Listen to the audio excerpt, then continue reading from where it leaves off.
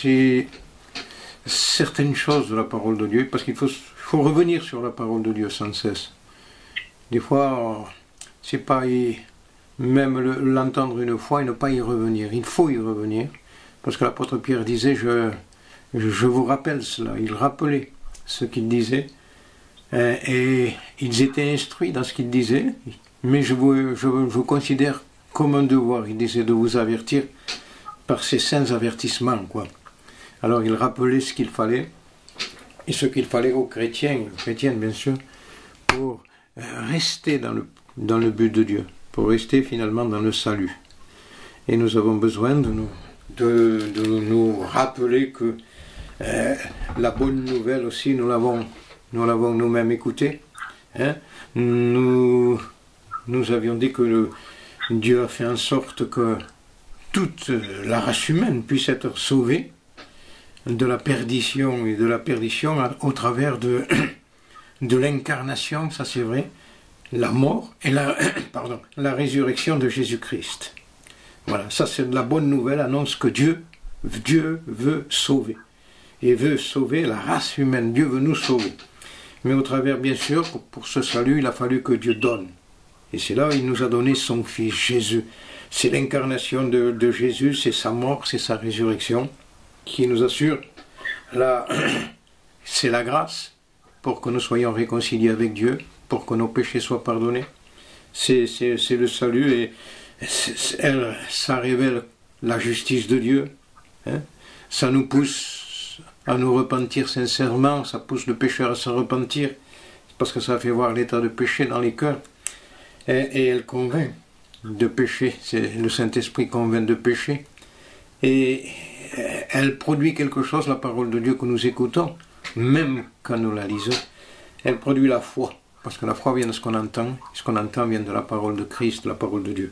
Donc, c'est important pour nous de nous rappeler ce qui est écrit, parce que ce qui est écrit ne passe pas. La parole de Dieu est éternelle. Et Dieu demande de nous que nous croyions cette bonne nouvelle. Et pourquoi? Parce que c'est lui qui est venu vers nous. Ce ne seront jamais nos œuvres. Ça, il faut bien aussi se le rappeler que ce n'est pas nos bonnes œuvres qui nous sauvent. Non, ça non. Non. Les bonnes œuvres que nous pouvons faire sont les conséquences du salut. Les œuvres suivent la foi. Mais il faut d'abord la foi. Pour se donner peut-être un petit exemple qui est tellement important, il ne peut pas y avoir de fruit avant que l'arbre soit planté. S'il n'y a pas d'arbre, on ne peut pas avoir un fruit. Donc alors, considérons vraiment cela, que les bonnes œuvres sont les conséquences du salut, le fruit, mais parce qu'il y a l'arbre. Et que même la loi de ce que Dieu a donné, ne justifiera, ça aussi c'est important à se rappeler, ne justifiera jamais un pécheur, pas plus qu'elle ne peut sanctifier un croyant. Voilà, la loi ne justifie jamais un pécheur, pas plus qu'elle ne justifie un croyant. Il nous faut la grâce, et la grâce, c'est bien sûr cette bonne nouvelle comme nous avons dit, tout ce qui se rattache à la grâce, c'est le Seigneur qui vient à nous, c'est le Seigneur qui veut nous accorder le pardon. Ça c'est important parce qu'il faut que nos péchés soient pardonnés. Et bien sûr, au travers de l'œuvre de Jésus, et au travers de la croix, le sang qui a coulé, la mort et la résurrection du Seigneur, parce qu'il faut aussi d'autant plus annoncer la résurrection que Christ est ressuscité, parce que s'il n'était pas ressuscité, notre foi serait vaine. C'est écrit, nous serions encore dans nos péchés. Il a fallu que Christ ressuscite, et Christ est ressuscité. Il est le garant de toute la bénédiction. Par son œuvre, il nous assure le pardon, et au travers de cette vie, il nous assure la possibilité de vivre cette vie chrétienne. Donc il faut sa mort, le sang qui a coulé, sa mort et la résurrection. Voilà, dans un résumé, vite fait, parce que ça a exigé du Seigneur, bien sûr, tout ce qu'il a accompli. Mais ce que Dieu nous a accordé pour pouvoir qu'un jour nous puissions être sauvés, parce que nous sommes sauvés en espérance. Nous ne sommes jamais sauvés une fois pour toutes. Non, on est sauvés en espérance. Parce qu'on peut être perdu après avoir été sauvé. Je dis c'est triste parce qu'après avoir connu ce qu'est le salut, se perdre. Se perdre, bien sûr, c'est quand on obéit à la voie du péché pour se donner une image et qu'on tourne le dos à ce que Dieu veut. Donc non. Hein, et nous savons justement, parce que nous avons un peu dit là, il y a un instant, que Dieu nous accorde tout au travers de la résurrection de Christ. Hein, la grâce nous permet d'accomplir la volonté de Dieu. Et ça vient du Christ ressuscité. Hein, et c'est par la puissance du Saint-Esprit que sa vie agit en nous. Hein, donc, n'oublions jamais que nous avons besoin de lui, que nous avons besoin d'une communion avec lui, d'en recevoir de lui, parce que sans lui, on ne peut pas s'en sortir, je dirais. On ne peut rien faire. Hein. Et même quand on se rappelle un peu que dans la tentation, que Jésus a été tenté, et le but du diable était d'inciter Christ à agir par lui-même. Il voulait inciter Christ à agir par lui-même indépendamment de son Père. Ça, ouais. Mais Jésus a toujours ramené l'ordre dans le désordre que lui proposait le diable, en disant « mais il est écrit ». Hein? Il ramenait l'ordre en disant « je reviens à ce qui est écrit ». Voilà. Donc, bien sûr, pour nous aussi, dans une certaine manière, hein, le diable peut nous amener à agir de par nous-mêmes, indépendamment de la grâce, indépendamment du Seigneur. Ça fait que par nous-mêmes, nous n'arriverons jamais, par nous-mêmes, à vivre la vie chrétienne. Elle ne se vit pas par nous-mêmes, c'est sa vie, la vie chrétienne. Et nous avions dit, ça il faut bien se le rappeler aussi, que la vie chrétienne, c'est la manifestation de la vie de Christ, et un point, c'est tout. Hein? Donc voilà, dans la grâce Dieu donne sa justice, hein? Dans la loi, elle exigeait de l'homme la justice de l'homme. Mais la grâce, c'est Dieu qui donne sa justice à l'homme. Vous voyez, c'est des différences essentielles, ça, que nous devions bien assimiler, justement, pour pouvoir nous attacher à Dieu, pour pouvoir nous réjouir de ce plein salut qu'il nous a donné en Christ, et pouvoir vivre cette vie chrétienne qu'il nous demande. C'est pour ça que l'apôtre Pierre aussi rappelait certaines choses. Hein. Il le rappelait bien sûr à des chrétiens et à des chrétiennes, en disant, ça veut presque dire, nous avons tout reçu, il faut que nous vivions dans la pensée de Dieu. Il faut que nous vivions comme Dieu le veut. Et c'est normal que Dieu nous demande de vivre comme il veut que nous vivions, justement parce qu'il a pourvu à ce grand salut. Rappelons-nous aussi, ça il faudrait bien le rappeler, que Christ, dans ce qu'il est venu, hein, il a mis l'accent, Christ, il a élevé ce qu'était la miséricorde de Dieu. La Bible dit que Dieu est le Père des miséricordes, il est le Père des miséricordes. La miséricorde a un Père et c'est Dieu. Donc Christ est venu apporter ce qu'était révéler la miséricorde de Dieu.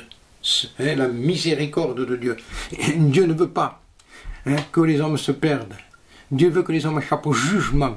C'est pour ça qu'il y a d'abord sa miséricorde qui vient à nous et Christ vient à nous pour nous apporter cette grande miséricorde de Dieu au travers de son œuvre. Et nous l'avons dit, l'incarnation de Christ, la mort de Christ et la résurrection de Christ, tout se renferme là. Alors oui, à nous de considérer cela. C'est pour ça que l'apôtre Paul dit même, Christ en vous, c'est l'assurance de la gloire. Christ en vous, ça veut dire, c'est tous les trésors de la sagesse et de la connaissance. Christ en vous. Et ce Christ en nous, nous devons permettre, je dirais, peut-être en ne pas voulant que le nous-mêmes soit vu, mais voulant que lui soit vu, dans une communion avec lui, nous voulons que sa vie soit vue au travers de la nôtre.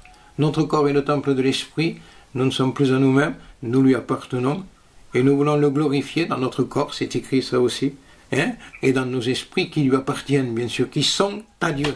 Nous ne sommes plus maîtres ensuite de nous-mêmes, il faut que nous soyons, je dirais, sous le contrôle de l'Esprit, gardant la parole de Dieu, pour que Dieu soit le maître de notre vie. Il veut être le maître. Donc, il faut que nous permettions à Dieu d'être le maître.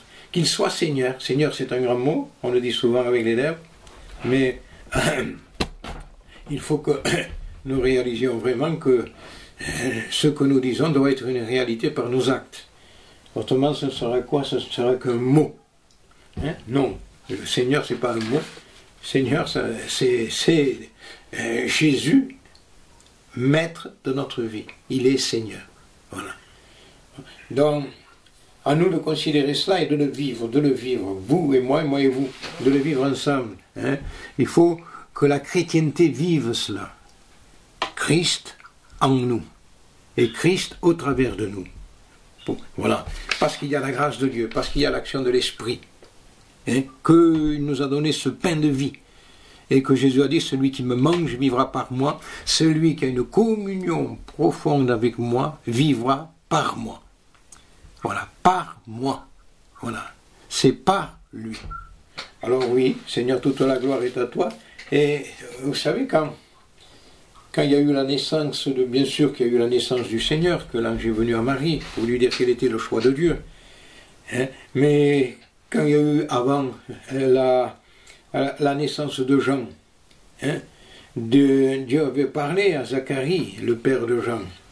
Hein, et quand Jean, il lui a dit que l'enfant qu'il accordait à Zacharie, à son épouse, hein, alors qu'ils n'avaient pas d'enfant et qu'ils étaient en avancée en âge, Dieu leur a fait cette promesse d'avoir cet enfant, ils ont eu l'enfant. Hein? Nous savons que Jean-Baptiste devait préparer le chemin du Seigneur, et Zacharie, il est dit que Zacharie a été rempli de l'Esprit, et qu'il a prophétisé, à un moment donné. Ça, vous le trouverez, c'est dans l'évangile de Luc. Il a prophétisé, et il a dit, il faut très bien que nous considérions cette prophétie, parce que dans cette prophétie, il y a le plan de Dieu qui se réalise. Hein? Il dit bien dans la prophétie, béni soit le Seigneur, le Dieu d'Israël, de ce qu'il a visité et racheté son peuple, et qu'il nous a suscité un puissant sauveur dans la maison de David, son serviteur, comme il l'avait annoncé par la bouche de ses saints prophètes des temps anciens. Dieu avait annoncé, hein, que le Christ devait venir. Hein, et ce qu'il avait annoncé allait se réaliser. Zacharie le rappelle dans cette prophétie. Il dit, il l'avait annoncé, et qu'est-ce qu'il avait annoncé? Il avait annoncé qu'un sauveur viendrait, qui nous délivrerait de nos ennemis, et de la main de tous ceux qui nous haïssent. Un sauveur est venu. Et ce sauveur, bien sûr, nous savons que c'est le Christ. Il est venu pour nous délivrer de nos ennemis et de la main de tous ceux qui nous haïssent. Et c'est ainsi que ce sauveur manifeste sa miséricorde envers nos pères et qu'il se souvient, dit Zacharie, de sa sainte alliance. Il l'avait faite, il l'avait juré à Abraham, il dit, de nous permettre. Et ça c'est important, il faut bien l'écouter, la parole de Dieu. Vous savez, nous trace des chemins, des fois on ne sait pas trop l'écouter. Et c'est ça, je dirais, une catastrophe pour nous. Quand nous ne savons pas considérer ce qui est écrit, ça fait que nous nous basons sur nos pensées. Nous prenons des appuis sur nos pensées, nos pensées c'est du sable. Hein? Ça s'écroule. Mais quand nous prenons des appuis sur la parole de Dieu, c'est du solide, c'est du rocher, ça nous tient. Hein? Il dit que Dieu avait dit qu'il allait, au travers de ce qu'il allait nous accorder en Christ, qu'après que nous soyons délivrés de la main de nos ennemis, de le servir sans crainte, en marchant devant lui dans la sainteté et dans la justice tous les jours de notre vie. C'est profond quand même, hein? Je ne sais pas si vous le considérez comme on peut le considérer ensemble. Hein? Il nous suscite un sauveur, ce sauveur nous délivre de la main de nos ennemis, hein? Et ce sauveur nous permet, après nous avoir délivrés de la main de nos ennemis, de le servir sans crainte à Dieu, en marchant dans la sainteté et la justice tous les jours de notre vie. Tous les jours de notre vie. Ça fait que tous les jours de notre vie, nous devons marcher dans la sainteté et dans la justice. Pourquoi cela? Parce que Dieu nous a suscité un sauveur, parce que Dieu nous a accordé la grâce de pouvoir vivre ce qu'il veut que nous vivions. C'est pour ça qu'il peut nous demander de marcher dans la sainteté tous les jours, parce qu'il a pourvu un grand salut, et il nous a accordé la grâce de devenir des enfants de Dieu.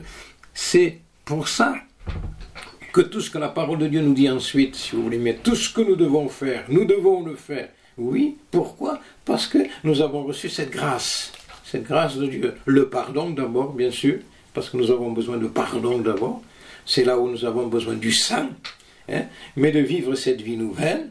Bien sûr, là, nous avons besoin de ce Christ ressuscité. Sa vie nous permet de vivre cette vie chrétienne. Mais puisque Dieu nous a donné et qu'il a pourvu un grand salut, combien nous devons marcher dans la sainteté et dans la justice tous les jours de notre vie. Vous savez, il y a un petit... C'est bon de se rappeler ce que la parole de Dieu dit. Tout a une signification dans la parole de Dieu. Que Dieu me pardonne, rien n'est vain. Tout ce que Dieu dit, c'est à propos. Nous avons souvent, et peut-être vous le rappellerez, vous l'avez certainement lu, que dans les deux fils de Joseph, qu'il appelle les deux fils Manassé et Éphraïm, là il y a un peu la pensée de Dieu qui se réalise. C'est la pensée de Dieu qui se réalise, là, dans même le nom de ces deux fils. Parce que tout vient en ordre avec Dieu. Il a eu d'abord Manassé, ça je veux vous le rappeler et me le rappeler. Et Manassé veut exactement dire « Dieu m'a fait oublier toutes mes peines et toute la maison de mon père. » Dieu m'a fait oublier toutes mes peines et toute la maison de mon père. Donc, c'est d'abord nous avons besoin que Dieu nous accorde le pardon, m'a fait oublier toutes mes peines, hein, et toute la maison de mon père, tout ce que nous avions hérité de Adam. Hein. Pourquoi? Parce que la Bible dit que le nouvel Adam, c'est Christ. Ça, bon, c'est le rappeler entre parenthèses entre nous. Mais d'abord, Manassé veut dire, Dieu veut me faire oublier tout. Et l'Éphraïm, c'est très significatif et il faut que nous le considérions. Dieu m'a rendu fécond dans le pays de mon affliction. Dieu me rend fécond au travers de ce corps, le pays de mon affliction, ce corps, mon corps, votre corps est le temple du Saint-Esprit.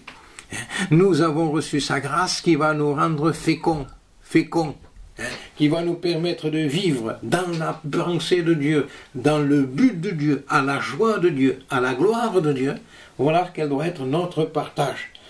Vivre avec Dieu, pour sa gloire, pour sa joie. Si nous ne trouvons pas la joie en Dieu, où voulez-vous que nous la trouvions? Nous serons obligés de nous passer des compromissions, de nous compromettre. Pourquoi? Nous compromettre dans la pensée du monde.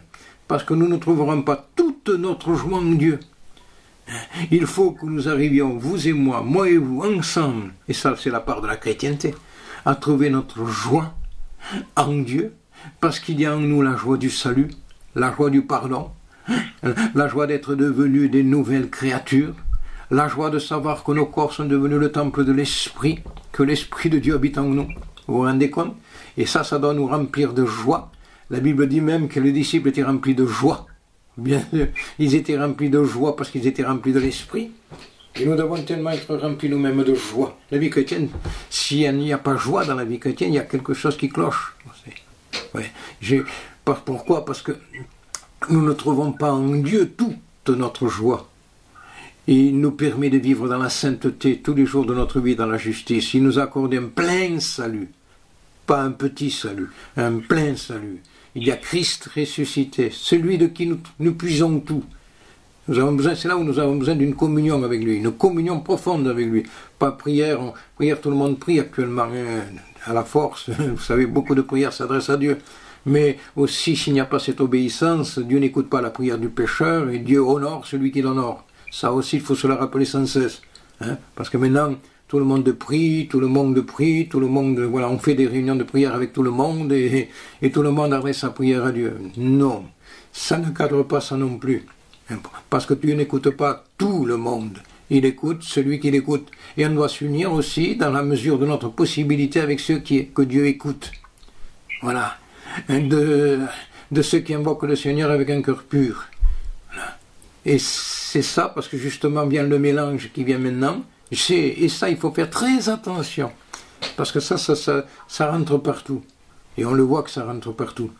On prie avec tout le monde. Quelqu'un vient à une réunion, une fois, deux fois, trois fois, ça y est, c'est comme s'il était un chrétien, un vrai chrétien ou une vraie chrétienne.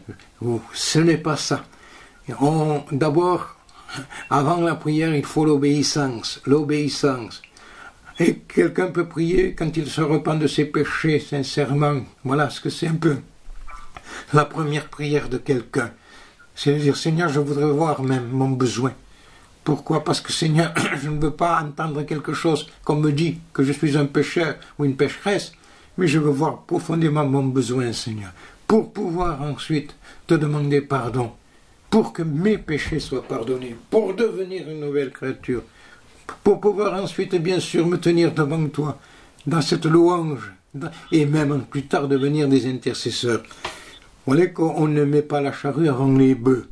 Et finalement, c'est ce qui se passe actuellement, et c'est pour ça que ça ne peut pas tenir dans ce mélange. Ne nous faisons pas de fausses illusions. Hein. Quand c'est comme ça, et pardonnez-moi le mot, à la bonne franquette, ça ne tient pas devant Dieu. C'est trop sérieux, trop important. Nous nous adressons à Dieu. Dieu est au ciel, il dit, hein, et nous sommes sur la terre. Et il faut s'approcher de lui par sa grâce, bien sûr, qui nous le permet. Et ensuite, c'est vrai, vouloir dans notre cœur cet amour, cette obéissance à sa parole. Et si nous l'écoutons, il nous écoute. Il veut nous écouter, il veut nous bénir, il veut nous exaucer, il veut nous accorder sa grâce en tous les domaines. Ce n'est pas possible qu'il n'y ait pas d'exaucement. Dieu veut nous exaucer. Dieu veut nous bénir. Dieu veut répondre à nos prières. Bien, il faut beaucoup rappeler aussi que s'il y a la désobéissance, Dieu ne peut pas, vous comprenez, nous exaucer, puisque quand il y a la désobéissance, quand il y a le péché empêche Dieu d'écouter. Non, la main de l'Éternel n'est pas trop courte pour bénir, son oreille n'est pas trop dure pour écouter, c'est écrit ça. Mais ce sont vos péchés, dit le prophète, qui l'empêchent de vous écouter. Ça veut dire, c'est pas parce qu'il ne peut pas le faire, il peut le faire, sa main n'est pas trop courte. C'est pas parce qu'il ne veut pas entendre, non, mais ce sont vos péchés qui l'empêchent de vous écouter. Donc quelle tristesse devant un Dieu si grand qui peut faire tellement, qu'il ne puisse pas nous écouter. Donc est-ce qu'il faut s'assurer que Dieu l'écoute? Et que pour que Dieu écoute, il faut l'écouter nous-mêmes. Voilà, pour moi, j'écouterai ce que dit Dieu, dit David. Donc pour moi aussi, moi qui vous le dis, je vais écouter ce que Dieu dit. Et que nous écoutions tous ce que Dieu dit. Si nous écoutons ce que Dieu dit, ensuite, Dieu écoutera ce qu'on lui dit. C'est d'une simplicité, c'est un enfant le comprend, ça. Hein? Mais maintenant, je dirais, on veut trop être grand. Et c'est ça un peu aussi la catastrophe. Voilà, on y met notre façon de penser là-dedans. Non, ce n'est pas notre pensée qui compte, c'est ce que Dieu veut. Voilà. La parole de Dieu, c'est la parole de Dieu. Et elle demeure là. On ne l'élève jamais assez, la parole de Dieu. Pourquoi? Parce qu'ensuite on tombe automatiquement dans nos pensées. Non. Vous savez, dans le livre des Hébreux qu'on a pu beaucoup lire un peu l'autre fois, quoi. C'est bien dit qu'on ne peut pas échapper si nous négligeons un si grand salut. Non, on ne pourra pas échapper. C'est un grand salut que Dieu nous a donné. C'est comme le dit le livre des Proverbes, c'est de l'eau fraîche qui est venue en nous. Il est comme de l'eau fraîche pour une personne fatiguée. Ainsi est une bonne nouvelle venant d'une terre lointaine. C'est beau ce texte-là. Comme de l'eau fraîche pour une personne fatiguée. Ainsi est une bonne nouvelle venant d'une terre lointaine. Il est venu nous apporter la bonne nouvelle d'une terre lointaine. Il est venu de la gloire vers nous. Il est venu pour nous apporter cette eau fraîche. Celui qui boira de mon eau, pour me permettre, pour que le texte me permette de dire ça. Celui qui boira de mon eau n'aura jamais soif. Et l'eau que je lui donnerai deviendra en lui une source qui jaillira jusque dans la vie éternelle, a dit le Maître. Donc, quelle importance de boire de son eau. Quelle importance de rester à son écoute. Quelle importance d'avoir une communion avec lui. Parce qu'il l'a bien dit lui aussi. Celui qui me mange vivra par moi. Celui qui a une communion profonde avec moi et vivra par moi. C'est moi qui lui accorderai tout. Il a dit lui-même qu'il vivait du Père. Donc, donc à nous de respecter ce que le Maître veut et de considérer ce que Zacharie a dit, le père de Jean. Et dans cette prophétie de dire, il veut nous permettre ça, il veut nous accorder même, nous donner le salut par le pardon des péchés. Le pardon du péché, c'est un salut grand que Dieu veut nous donner. Donc, oui Seigneur, nous voulons revenir à ces anciens sentiers, ça on ne dit jamais assez. Nous voulons revenir à ces anciens sentiers, pourquoi? Parce que c'est dans ces anciens sentiers que Dieu se trouve. Nous nous faisons des voies nouvelles maintenant, une route nouvelle. Maintenant, oui, on ne reconnaît plus la droite de la gauche. Rien ne va plus. Et il faudrait que nous réalisions que rien ne va plus. Et que nous réalisions que rien ne va plus. Que peut-être rien ne va plus dans nos vies aussi. Il faut réaliser que rien ne va plus, Seigneur. Il y a du désordre dans ma vie. Voilà, Seigneur, je tourne en rond dans ma vie. Je n'arrive pas, Seigneur, à vivre la réalité. La réalité, c'est Christ, bien sûr, nous le savons. Mais je n'arrive pas à vivre cette réalité, Seigneur. Je suis en train toujours de marcher dans le même chemin, le chemin de mes pensées. Non, non, la grâce de Dieu Dieu veut nous dire que par sa grâce, non. Il ne faut plus que nous tournions en rond et que nous marchions dans nos pensées, mais que nous rentrions dans cette voie qui est la voie royale. La Bible dit même la voie royale. La voie royale, c'est la marche dans la lumière. C'est la marche avec Jésus, la marche pour Jésus. C'est une marche qui se fait par Jésus. C'est par lui, c'est pour lui. Il est au début de tout. D'abord, il a dit, je suis l'alpha, l'oméga, il est au début, il est à la fin. Et rien n'est sans lui. Donc, alors, il faut arriver à vivre cette vie chrétienne. Un homme de Dieu a dit, maintenant, on place la prière avant tout. Non, c'est faux. Et il a donné à comprendre cet homme de Dieu. Non, elle prend le pas de l'obéissance maintenant.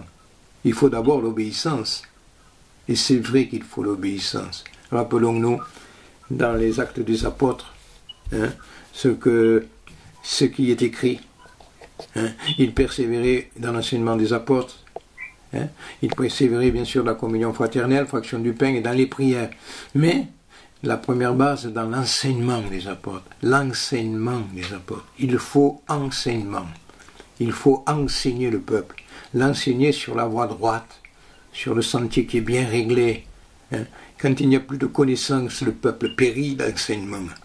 Maintenant, c'est à tout venant maintenant. Et c'est pour ça qu'il faut dire des choses comme ça. On est à côté de ce que Dieu veut. Et on ne voit plus les interventions de Dieu. Il faut revenir à l'enseignement des apôtres. Il persévérait là. Bien sûr, il faut prier. Mais d'abord, mettre l'ordre dans le désordre. Parce que maintenant on a passé la prière. Il faut prier, il faut prier. Je dis non, il ne faut pas prier, il faut prier. Il faut prier après. Mais d'abord, il faut obéir. Parce que si on n'obéit pas, à quoi ça sert de prier? Mangeons, buvons. Mais car demain nous mourrons. Là aussi. Mais non, maintenant non. Il faut que vous et moi, et nous ayons une obéissance, une communion avec Dieu. Une communion avec Dieu. De dire, Seigneur, mais pour avoir une communion avec toi, il faut que j'ai une obéissance de ce que toi tu veux. J'aime ta parole. C'est écrit, j'aime ta parole. Voilà. Je médite sur tes statuts, dit le psalmiste. Voilà. J'ai ta parole sous mes yeux. Je choisis ça, la voie de la fidélité. Ce choix-là, il faut le vouloir. Combien de temps avons-nous passé ce jour dans la lecture de la parole de Dieu? Combien de temps nous sommes tenus devant Dieu dans la prière? Ça, Dieu sait ce qu'est le pourquoi de chacun de nous. Nous ne pouvons pas tromper Dieu. Qu'est-ce que je lui ai apporté en ce jour? Est-ce que je me suis tenu devant Dieu?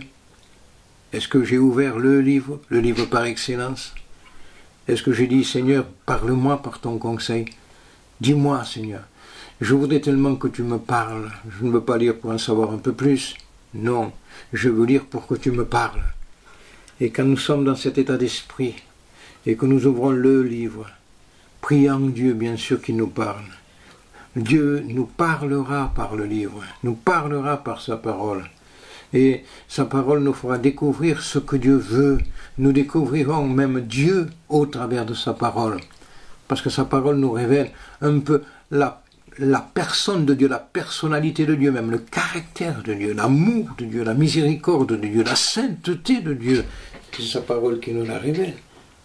Alors quand nous comprendrons ça, nous nous émerveillerons d'autant plus parce que nous dirons, Seigneur, comment il a fallu toute ta grâce que moi, pécheur, moi qui vivais que dans le mal, je puisse avoir une communion avec toi, le Dieu saint, au-dessus de tout. Et là, nous apprécierons la grâce qui est venue, la miséricorde qui est venue en Christ. Luc présente Jésus comme le Fils de l'homme. Quelle importance de le présenter comme le Fils de l'homme. C'est Dieu qui vient à nous, en Christ, et il vient comme un homme, Christ. Il vient pour tracer un chemin, il vient pour nous apporter, comme on a dit, la miséricorde de Dieu. Il vient pour nous faire voir que Dieu nous aime, et que Dieu a envoyé, qu'il est venu de la part de Dieu pour expier le péché, au travers de son œuvre, de ce qu'il a fait à la croix, pour se mettre à notre portée. Dieu se met à notre portée. Et il manifeste là tellement d'amour en se mettant à notre portée. Vous savez, on a beaucoup dit sur ce que Matthieu représentait Jésus comme un lion, le lion. Vous savez, les animaux, je ne sais pas si vous l'avez vu ça, là, ou si vous avez lu des frères qui ont décrit ça, hein, que Matthieu présente Jésus comme un lion. Hein. Un lion, c'est bien sûr, il le présente comme le roi d'Israël. Hein. Et Marc le présente comme le bœuf. Hein. Hein. Et nous savons très bien que le bœuf sert, le serviteur. Hein. Et Luc le présente comme l'homme par excellence. Voilà. Et il est dit même, je pense, de Jean, qu'il le présente comme l'aigle. L'aigle, si le lion, c'est le roi de ce qui est de la terre, l'aigle, c'est le roi de ce qui est du ciel. Hein? Ça parle tellement de la divinité de Jésus. Donc je dis, Seigneur, mais c'est trop grand même, je vous le dis là, et on se le dit ensemble, c'est trop grand, ça parle à mon cœur, ça, et je ne peux que prier Dieu que ça parle au vôtre. Hein? Il est tout. Tu es, oui Seigneur, le lion. Tu es, Seigneur, comme ce bœuf est. Bien sûr, c'est des qualificatifs qu'on a donnés pour bien typifier ton œuvre, Seigneur, ce que tu es. Tu es comme le Fils de l'homme. Et tu es comme cet aigle royal qui plane, si tu es mis dans le ciel. Tu es venu nous apporter le ciel. Tu es le ciel. Tu es tout, Seigneur. Alors oui, je dis, Seigneur, j'ai besoin de toi dans toutes ces dimensions-là. J'ai besoin de te voir comme ce Fils de l'homme qui est venu et qui est venu sur cette hauteur comme un homme, qui a été tenté en toutes choses sans commettre de péché, et qui est venu dans un seul but, accomplir la volonté du Père, expier le péché, et il l'a expié au travers de son œuvre à la croix. Oui, tout a été accompli.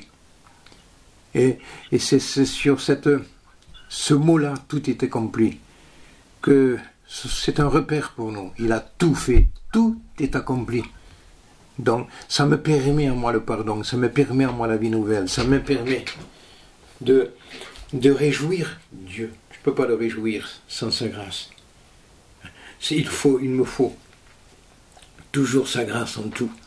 J'ai besoin de sa grâce, parce que pour vivre ce que le ciel veut, les normes du ciel, j'ai besoin de cette nouvelle humanité. Non, parce que si je ne peux pas vivre les normes du ciel avec ce que je suis comme je suis. Comme je suis, c'est pour vivre les normes de la terre. Mais pour vivre les normes du ciel, j'ai besoin de cette nouvelle humanité, c'est Christ. Christ en vous. C'est pour ça qu'il dit, celui qui... si quelqu'un est en Christ, il est une nouvelle création, ça veut dire. Voilà, les choses anciennes sont passées, tout devient nouveau. Maintenant, tu vis dans le ciel, c'est ta patrie. Et il faut que tu sois un patriote du ciel. Il faut que tu aimes ce qui est du ciel, ça te concerne, c'est pour toi. Dieu veut partager cette gloire, Jésus veut partager cette gloire avec nous, ça nous attend ça. Donc à nous, de bien sûr, sans se laisser distraire en quoi que ce soit, et tout porte à se distraire, les circonstances de la vie, tout ce qui vient, et ça on se les dit souvent. Il ne faut pas écouter ça, ça porte à nous distraire. mais de dire non, pour moi je vais écouter ce que dit Dieu. Et s'il y a des situations, bien sûr, qui sont parfois difficiles, je les traverserai, mais avec toi. Et toi, tu es celui, bien sûr, Seigneur, qui change tout. Toi. Bien sûr, avec toi, une montagne devient une vallée. Et avec toi, une impasse devient un chemin. Tu es Seigneur. Tu domines. C'est un maître inimaginable que nous avons. Il faut chérir Jésus dans notre vie. Dans notre vie. Dans notre vie. Ne le faisons pas si extérieur, non. Christ en vous, dit Paul, en vous. Il est venu en nous. On cherche parfois le dire, il faudrait crier alors, s'il faudrait qu'il nous entende au ciel. Christ en nous. C'est tout. C'est la gloire, lui. Il faut réaliser ce que nous sommes et vivre dans cette pensée de Dieu, de ce que nous sommes. Parce que si nous ne savons pas ce que nous sommes, nous vivrons selon les normes nôtres, de ce qui est terrestre. Nous changerons comme l'avait fait Roboam. L'or a été changé en airain, les boucliers d'or, qu'ils avaient été changés en airain. Voilà. L'airain, ce n'est que du mélange de bronze, de laiton. Mais Dieu, nous savons que celui qui avait amené ces boucliers d'or, c'était le roi d'Assyrie. Donc, à nous de ne pas nous laisser voler ce qui est de l'or. Parce qu'automatiquement, ensuite, notre vie sera mélangée. On ne peut pas rentrer dans le ciel si on est mélangé. On est perdu si on est mélangé. Il ne faut pas se tourner, je dirais, autour de cette question-là du salut. Si notre vie est mélangée, on est perdu. On ne peut pas rentrer dans le ciel. Rien d'impur ne va y rentrer. L'or va y rentrer. Le bronze ne pourra pas y rentrer. Nous étions du bronze avant, je dirais moi. Voilà. Notre vie était mélangée avant. Mais maintenant, non, nous sommes devenus de l'or. Il nous permet de vivre dans la sainteté. Dans la sainteté, nous rappelons cette prophétie de Zacharie. Tous les jours de notre vie. Et donc, à nous de rester dans cet état de sainteté, d'or. Pas de mélange. Si nous réalisons bien les choses ensemble, il y a du mélange. Il y a du mélange. On ne peut pas dire non. Ce serait un peu être faux. Ce serait être hypocrite. Il y a du mélange. Mais il s'agit de voir le mélange. Pour que ne plus rester dans ce mélange-là. Le mélange peut-être entre ce qui est du moi et ce qui est de Dieu. Entre ce qui est du monde et ce qui est du ciel. Le chrétien arrive, il faut ça, à se séparer. Il faut se séparer. Si un chrétien ne se sépare pas, il reste en conformité avec ce qui est du monde. Il faut arriver à cette séparation. Il l'a dit, le Seigneur, dans sa parole. Il le disait à des chrétiens. Il l'avait dit à son peuple, même. La séparation. Et quand vous lisez la séparation que Dieu veut que nous ayons, mais pour tout ça, en rappelant qu'il nous a donné tout. En rappelant que nous sommes devenus ce que nous sommes devenus.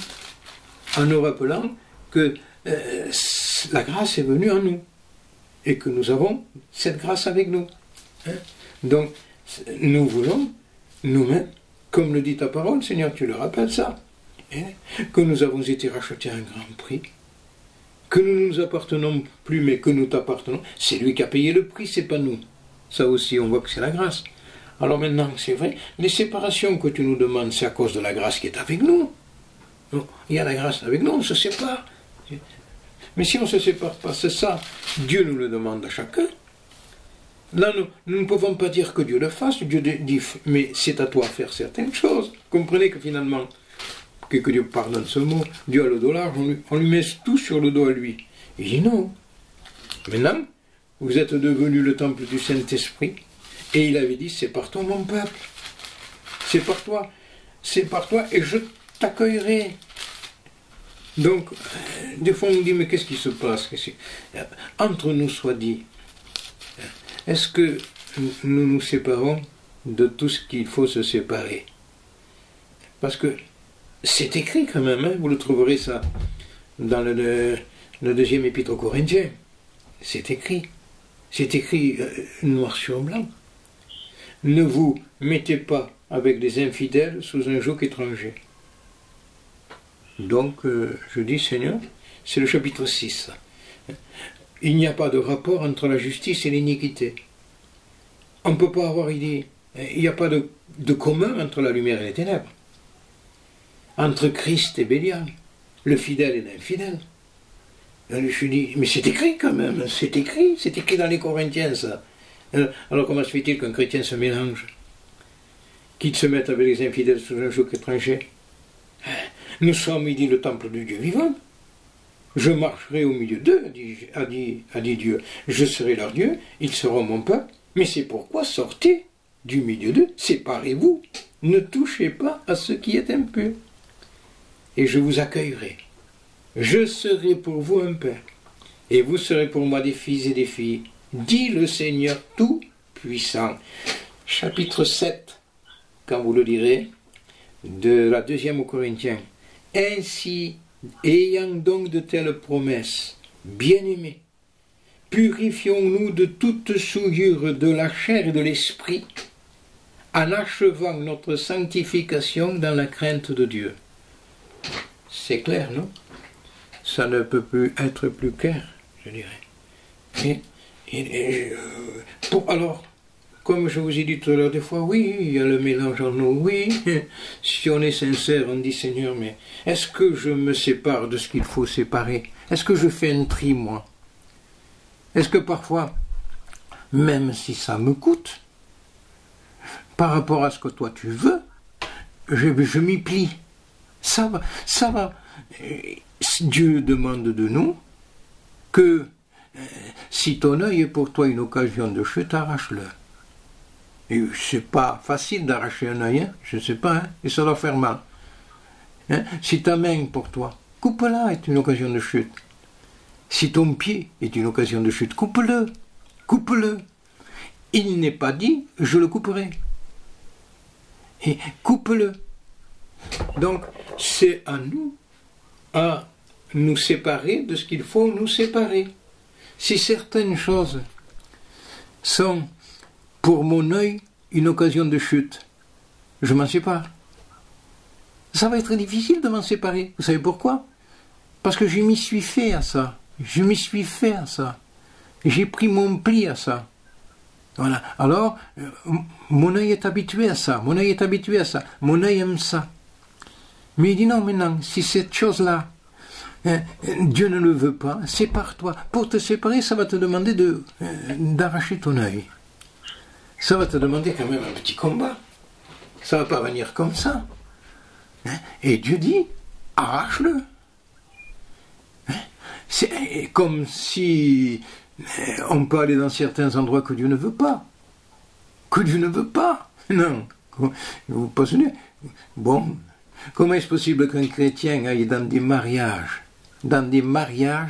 d'inconvertis certains, qui sont des mariages comme font les païens, où on écoute une musique du monde, où, pardonnez-moi, on voit des tenues maintenant des jeunes qui, croyez-moi, c'est des tenues, pardonnez-moi le mot, qui ne sont pas pures, qui sont impures, hein, où règne une atmosphère, pardonnez le mot, de drogue et d'alcool, et il est là, et il va, et certains diront à cause du témoignage. Mais je dis, mais bon, je me tais, parce que bon, il faut manifester une certaine sagesse. Quel témoignage? Justement, le témoignage serait que tu n'y ailles pas. C'est là où tu serais le témoignage. Pourquoi? Parce que dans ce lieu-là, toi chrétien, toi, dont ton corps est devenu le temple du Saint-Esprit, toi dans lequel Christ habite en toi. Toi, oui, je vous rappelle que tout est grâce, hein? Nous l'avons reçu à lui. Mais qu'ensuite Dieu me demande de faire certaines choses parce que je suis en Christ. Christ est en moi. Alors, là où Christ ne peut pas aller, je n'y vais pas. Voilà. Là, ce que Christ ne peut pas regarder, qu'il me permette cette expression, je ne le regarde pas. Je ne peux pas y toucher si Christ ne veut pas. Vous comprenez que quand même, et que c'est simple, et que nous compliquons, et peut-être, et que ça te va bien d'y aller. Attention, ça aussi. Hein? Parce que certains disent pour le témoignage, mais ça te va bien d'y aller. Hein? Tu veux un peu te satisfaire. Allons, allons, il faudrait dire à certains et à certaines, allons, allons.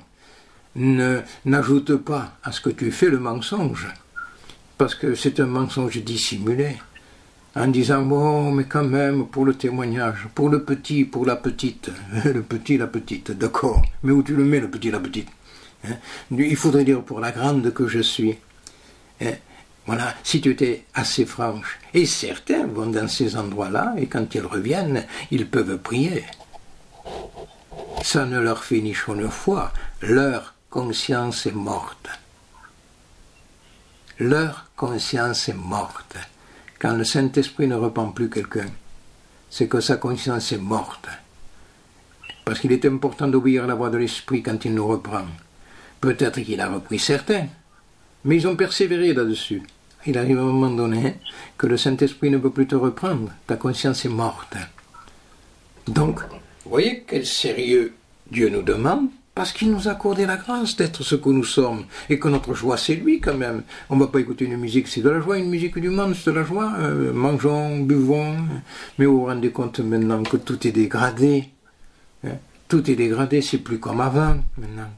Maintenant, qu'est-ce qu'on cherche dans ces endroits-là? Mais si vous saviez la débauche qu'il y a là-dedans, hein? Si vous saviez, pardonnez-moi, que non seulement les garçons se droguent, mais les filles se droguent. Hein? Si vous saviez tout ce qui se passe là-dedans comme impureté, hein? Et voilà, et on y est là-dedans, vous savez, à force de rester dans la fumée, on empeste la fumée, pardonnez-moi le mot. Oui, il y a un choix, c'est pour toi mon peuple, parce que tu es ça. Parce que tu es à moi, parce que tu as reçu ce grand salut. Et vis dans ce salut, garde ce salut, travaille à ce salut, aime ce salut. Ne permets pas à rien, je dirais, de te le prendre, ce salut-là. Et purifions-nous de toute souillure, de la chair et de l'esprit, dit la parole. Vous voyez? Donc, vous voyez qu'on a tout confondu maintenant. Maintenant, certaines choses on peut les toucher, d'autres non. Pourquoi d'autres non? Parce que tu as un jardin secret dans ton cœur, et tu ne veux pas que le Saint-Esprit y aille révéler que ça va pas, ça. Et ça va pas, ça. Qu'est-ce que je vous dirais de plus, moi? Je ne vais pas vous le dire, ça va, fais-le. Mais bien sûr, Dieu sait que tu rentres dans un terrain du diable. Parce qu'il faut pas dire que dans ces domaines-là, vous rentrez dans un terrain de Dieu quand même. Hein? Alors là, on ne comprendrait plus rien, on ne se comprendrait plus. Hein? On parlerait une autre langue. Il y a des domaines du diable quand même, il y a des domaines de Dieu. Hein? Il y a des domaines où si tu rentres, tu vas en payer les conséquences là-dedans. Hein? Hein? Dieu m'envoie là. Ah, Dieu t'envoie là? D'accord, je suis d'accord, si tu as la primauté là, tu prêches là. Hein? Mais Jésus est allé aux noces de Cana. Mais, oh là là, ils aiment prendre les textes, hein? On aime prendre les textes. Hein? Comme tu es habile à chercher ce qui te plaît, dit le prophète Jérémie ça, c'est le prophète Jérémie, je pense bien qu'il dit ça, comme tu es habile à chercher ce qui te plaît, Jésus est allé aux noces de Cana, bon mais Jésus a changé l'eau en vin, Jésus a eu là, c'est lui qui a été là élevé, c'est lui la primauté. Hein? Et laisse-moi te dire que même à ces noces de Cana, il ne se passait pas ce qui se passe maintenant dans les noces nôtres, je dirais, elles sont belles les noces nôtres. Oh, voilà. Donc, je dis non. Vous voyez, c'est presque à chanter une chanson. Non. Donc, oui, comment est-ce possible que nous aimions cela? Celui qui aime ça, il est ennemi de Dieu. Vous voulez que je vous dise quelque chose avec cœur? Changeons vite fait. Mettons de l'ordre vite fait. Parce que nous serons tellement pris dans nos pensées. Il sera dur ensuite de s'en sortir. Et Dieu nous a donné une nouvelle vie. Il veut que nous la vivions. Et cette vie est en nous par la grâce de Dieu. Il y a la puissance du Saint-Esprit avec nous. Et avec sa grâce, nous pouvons vivre la vie du ciel, nous attacher au ciel, vivre déjà le ciel. Donc, on ne peut pas vouloir vivre ce qui est de la terre. Il faut vivre déjà ce qui est du ciel. Si donc vous êtes ressuscité en Christ, dit l'apôtre, cherchez les choses d'en haut. Voilà, où Christ est assis à la droite du Père. Vous y êtes.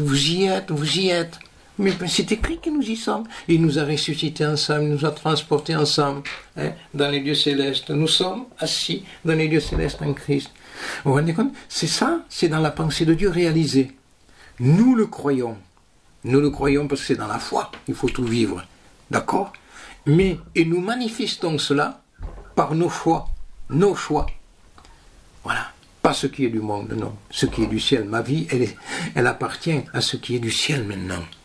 Il y a la grâce de Dieu qui est avec moi. Tout devient possible.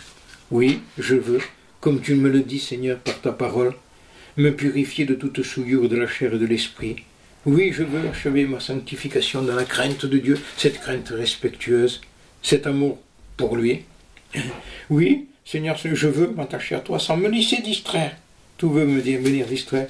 Et Seigneur, je sais une chose, que si je m'attache à toi, si je marche comme tu veux, si je veux, tu m'accorderas toujours ta grâce. Parce que sans ta grâce, je réalise, Seigneur, que je ne suis rien et que je ne peux rien. Mais je le veux ça, Seigneur. Pourquoi? Parce que tu es mon tout, tu es mon bien, tu es mon bien-aimé. Je veux, Seigneur, dans ces choix, je dirais, te manifester ce qui est mon amour. Je me sépare pour toi. Je me consacre pour toi. Je veux garder ce qui est écrit. Parce que tu gardes cette parole, je te garderai. Voilà. Et il faut la garder, parce que tout veut maintenant qu'on ne la garde pas. Voilà. Et l'apôtre Paul dit, je crains de trouver en vous qu'il y ait des querelles. Je crains de trouver qu'il y ait de la jalousie. Je crains de trouver qu'il y ait des animosités. Je crains des rivalités. Je crains de trouver des médisances. Je crains de trouver la calomnie, l'orgueil. Et je crains qu'il y ait des troubles. Je crains ça, il est aux Corinthiens. Ça. C'est écrit ça aussi dans sa deuxième épître. Et voilà. Je crains de ne pas vous trouver à mon arrivée tel que je voudrais. Je crains de vous trouver tel que je devrais vous trouver, mais que vous n'y êtes pas. Voilà. Je crains ça. Je crains que de trouver des querelles. Je crains ça, je crains qu'il y ait des animosités. Je le crains, dit Paul. Je crains, même que mon Dieu ne m'humilie, et que je n'ai à pleurer, parce que plusieurs de ceux qui ont péché, et qui ne se sont pas repentis de l'impureté, de la débauche, des dérèglements auxquels ils se sont livrés, ils ne se sont pas repentis de l'impureté, de la débauche et des règlements. Je crains de vous trouver comme ça, dit Paul. Vous savez, il souffrait, lui, pour cet état d'esprit qu'en avait gagné quelques-uns. Vous voyez, je crains ça. Oh, quel homme de Dieu qui souffrait. Pourquoi? Parce qu'il voyait que le peuple sortait des voies de Dieu, de la voie de la pureté. Oui, il faudrait dire, Seigneur, aussi. Tu peux craindre, toi, qu'à ton arrivée, tu ne nous trouves pas comme tu voudrais. Parce que si tu ne nous trouves pas comme tu voudrais, Seigneur, nous ne pourrons pas partir avec toi. Mais toi, Seigneur, tu uses de patience, tu nous rappelles ces choses, parce que tu veux, justement, que nous mettions de l'ordre dans ces désordres-là, et que nous soyons prêts, car ton jour s'annonce, Seigneur, tu viens bientôt. Et ça, c'est pas un mot, c'est une réalité. Alors oui, Seigneur, nous voulons vraiment écouter cette prophétie de Zacharie. Tu veux nous permettre de vivre dans la sainteté et la justice tous les jours de notre vie. Pourquoi? Et c'est finalement ce qui est arrivé. Parce que dans la ville de David, il nous est né un sauveur. Parce qu'à Jérusalem, ce sauveur a été crucifié. Mais il est ressuscité. Et tu veux nous permettre de vivre dans la justice, c'est notre justice, Christ. Et dans la sainteté, c'est notre sainteté. Tous les jours de notre vie. Ah oui, Seigneur, nous le voulons. C'est une réponse. Nous le voulons. Et que vous le vouliez. Et que s'il y a des désordres, ne tardez pas à mettre de l'ordre. On a effleuré certaines choses, des endroits où il ne faut pas aller. Mais il y a tellement de choses aussi qu'il ne faut pas voir, je dirais. Donc je dirais oui, Seigneur. Si on est sincère, tu nous montreras ce qui ne va pas. Et si on veut, avec ta grâce, nous pourrons mettre de l'ordre en tout ça. Et être prêts, Seigneur. Parce que ta venue s'annonce. Voilà, il vient sur les nuées chercher son Église. Voilà, il vient la prendre avec lui. savez, Jésus, il s'est trouvé dans une situation où il y avait deux femmes, vous les savez, Marthe et Marie. Marthe voulait faire beaucoup pour le Seigneur. Ne t'inquiète-tu pas, il dit qu'il n'y a que moi qui sers. Voilà ce qu'il dit au Seigneur, ce qu'elle dit. Et que dit, Marthe était assise au pied du Seigneur, il écoutait sa parole. Et qu'elle dit le Seigneur, Marthe, Marthe, tu t'inquiètes et tu t'agites pour beaucoup de choses. Une seule chose est nécessaire. Marie a choisi la bonne part. Elle ne lui sera point ôtée. Que c'est beau ça. Quelle est notre part à nous? D'être au pied du Seigneur, d'écouter sa parole. Être au pied du Seigneur, ça veut dire je suis devant toi et j'écoute ta parole dans une soumission. Je suis à tes pieds, tu es Seigneur. Voilà. Et il faudrait presque lire la parole de Dieu dans cet état d'esprit. Je suis à tes pieds, j'écoute ta parole, Seigneur. C'est une image, mais que nous la prenons dans le sens spirituel. Je lis, c'est ta parole. J'écoute tes enseignements avec un esprit soumis. Un esprit soumis. Ce que je lis, Seigneur, je veux le vivre. Mon esprit est soumis. Voilà, Seigneur. Je suis à tes pieds. Amen. Que c'est beau cet état d'esprit, que vous l'ayez, que je l'ai. Voilà, c'est là, il a dit, c'est cette chose-là, il dit. Marie a choisi la bonne part. Il pourrait y mettre notre prénom ensuite, notre nom. Tu choisis la bonne part. Pourquoi? Tu écoutes ma parole dans un esprit de soumission. Ça veut dire, ce que je dis, tu veux le vivre. Tu veux le vivre. C'est l'esprit de soumission, ça. Mais, en écoutant ce que je dis, tu me regardes. Tu me regardes. Ça veut dire ce que tu me dis, Seigneur, là. Je veux le vivre dans un esprit de soumission. Mes regards sont sur toi. Mes regards sont sur toi. Par ta grâce, Seigneur. Je peux le vivre. Amen. Je pense que Dieu vous bénisse, à vous tous qui êtes là. Que Dieu bénisse aussi Rudy et Esther. Et, voilà, dépêchons-nous maintenant.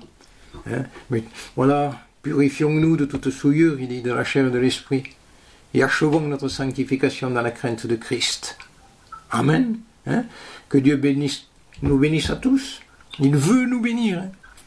À nous de garder ce qui est écrit. Et voilà.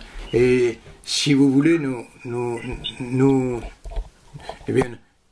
allons prier.